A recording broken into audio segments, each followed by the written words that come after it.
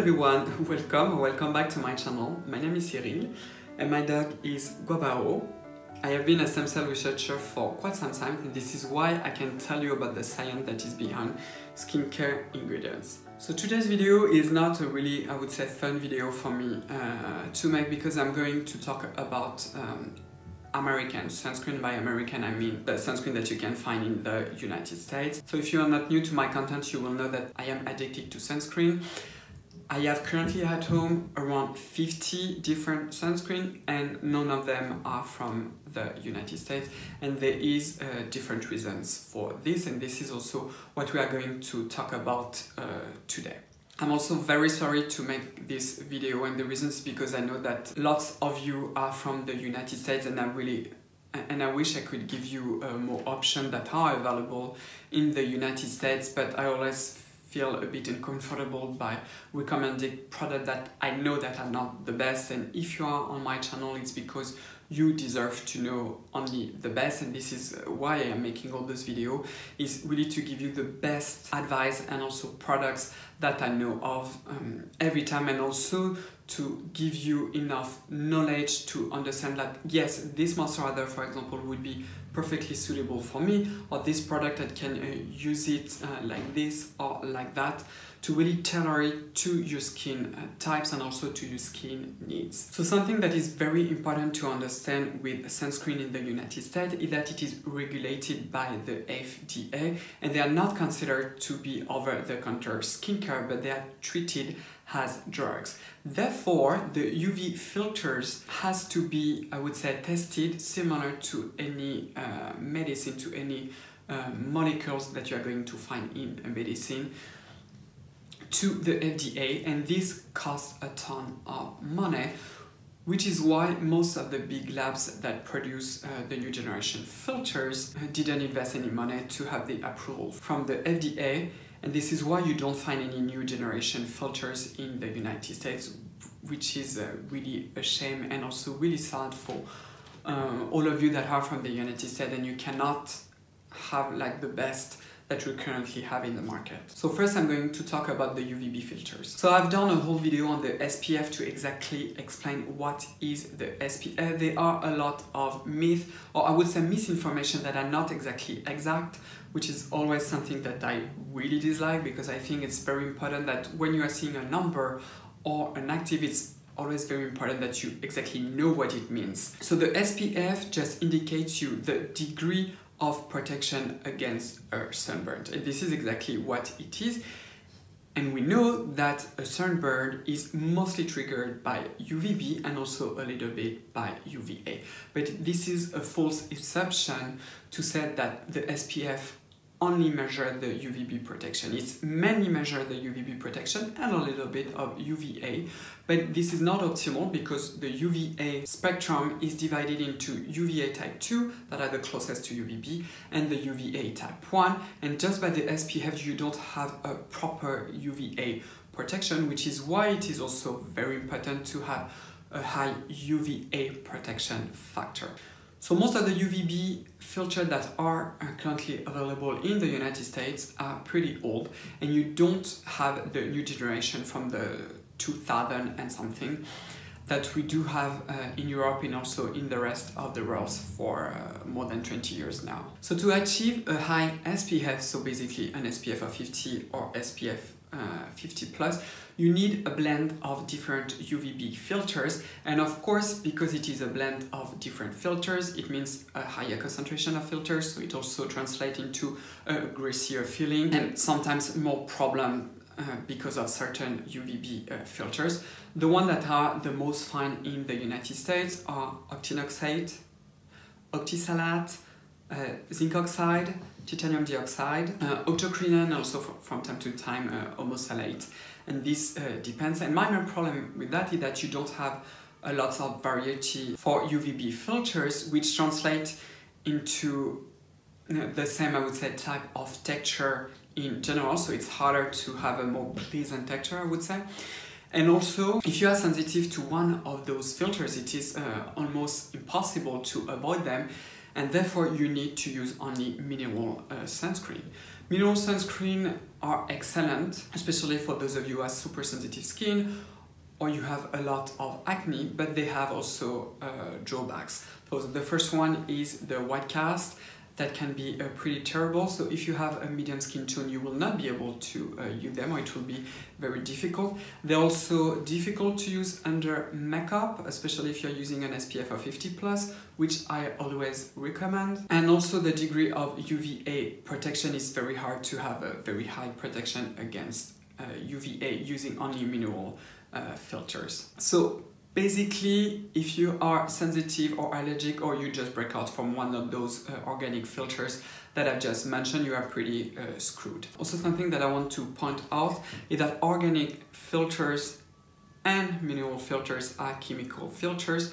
Often organic filters are only referred as chemical filters, which is something that is not true, and a lot of brands actually also use this word, which is not the proper word. Organic filters and mineral filters are the proper definitions. Again, lots of brands sells you mineral sunscreen as natural sunscreen. This is a blunt lie because it requires a lot of advanced chemistry to make those mineral-based sunscreen, and the minerals that are used are most of the time coated either by a silicone or a sealant, or they are incorporated into the vehicle or the cream using a lot of chemistry. So don't imagine that they are natural, they are not, and this is not a bad thing.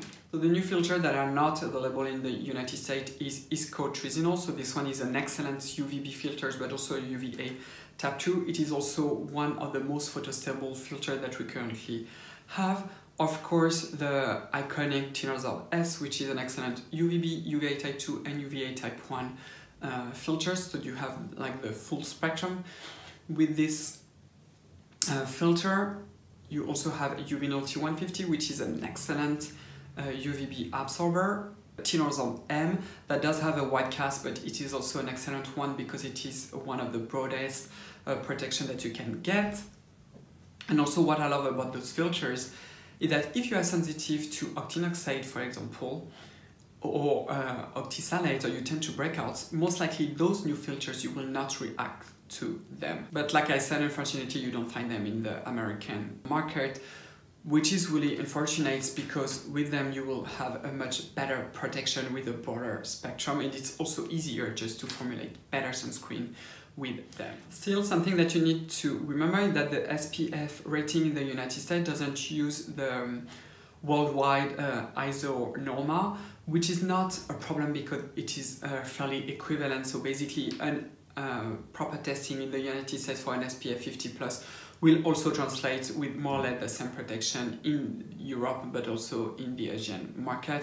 So you don't really have to worry about that. And like I said, the SPF mainly translate with the UVB protections. So now let's talk about the UVA filters, and this is the saddest part in the United States markets because basically there are only 3 good UVA filters, and by good UVA filters I mean a filter that also filter the UVA type 1. So just as a reminder, the UVA type 1 are the most aging of the UV that we know of. You also don't feel them, but this is the UVA that are going to grill the collagen that you have in the dermis. This is also the UVA type 1 that is going to produce the most of free radical, aka ROS in biology, so reactive oxygen species, that are very aging for the skin. It is also the UVA type 1 that is going to trigger hyperpigmentation and so on.